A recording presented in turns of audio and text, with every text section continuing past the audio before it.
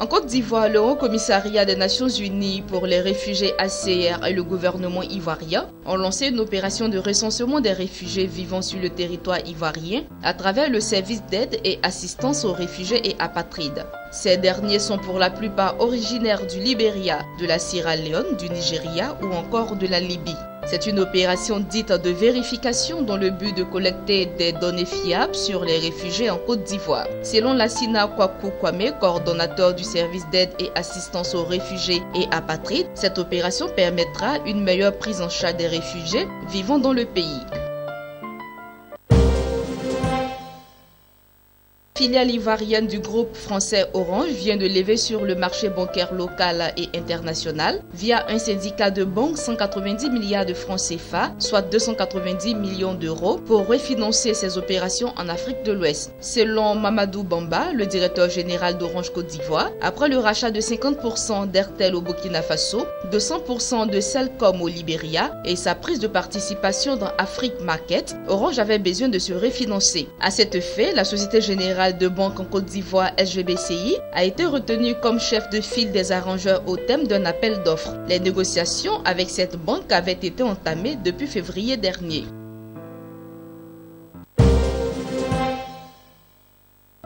Les prix de certaines denrées comme le chou et le concombre sont en hausse sur les marchés ivoiriens. Le chou est passé de 150 francs CFA le kilogramme en septembre dernier à 350 francs ce mois. Quant au concombre, lui est passé de 100 francs à 250 francs CFA le kilogramme. Le prix du kilogramme de la tomate a aussi augmenté, passant de 600 francs CFA chez certains revendeurs en début novembre à 800 francs CFA 2 semaines plus tard. Toutefois, cette hausse se justifie, selon certaines vendeuses, par la rareté de certaines denrées alimentaires. Dans le but d'en augmenter la production et d'améliorer leur commercialisation, afin d'assurer l'approvisionnement des grandes villes, l'Union européenne a accordé récemment 13 milliards de francs CFA, soit 20 millions d'euros à la Côte d'Ivoire lors de la visite d'une délégation de l'institution à Abidjan. Cet appui qui va se concentrer sur le secteur maraîcher, en milieu périurbain et la filière manioc et sauce amidonnée en milieu rural.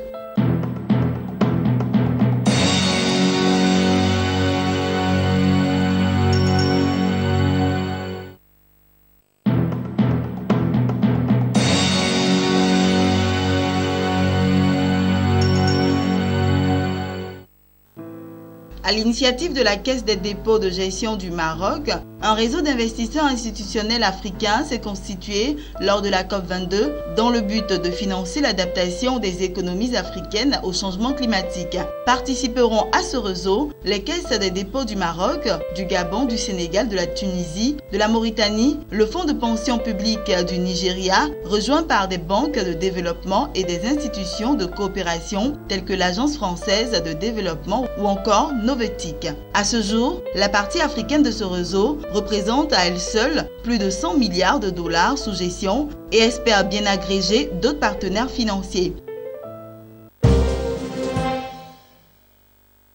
Il s'est tenu à Accra, capitale du Ghana, un séminaire de 2 jours sur les politiques foncières, un programme conjoint du consortium tripartite constitué par la Commission de l'Union africaine, la Banque africaine de développement et la Commission économique des Nations unies pour l'Afrique.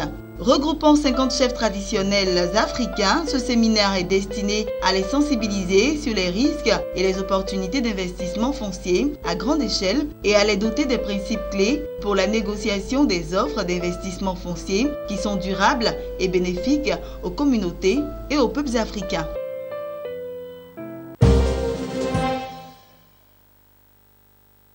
De la Banque centrale du Royaume du Maroc, Abdelafif Jouari, et Lucas Abagan Chama, gouverneur de la Banque des États de l'Afrique centrale BEAC, ont récemment signé une convention révisée relative à la coopération en matière de supervision bancaire. Cette convention renforce la coopération entre les deux banques centrales, principalement en ce qui concerne le contrôle sur place des établissements bancaires transfrontaliers. Ce renforcement de la coopération entre la BEAC et la Banque Al-Maghrib intervient au moment où l'on assiste à une expansion des banques marocaines dans la région Afrique centrale. Expansion qui, de l'avis de certains experts, peut recéler les risques systémiques.